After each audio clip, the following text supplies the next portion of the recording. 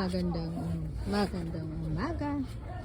Ngayon, nandito tayo nag-aayos ng ating tindahan. So may nagtanong kung nagpapapasok ba daw tayo ng customer dito sa ating tindahan.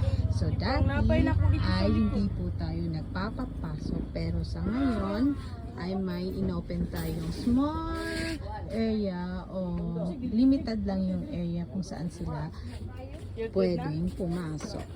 Dito sa ating mga candy, mga marshmallows, mga pambata, dito sa ating frozen goods, sila na po ang kumukuha dyan.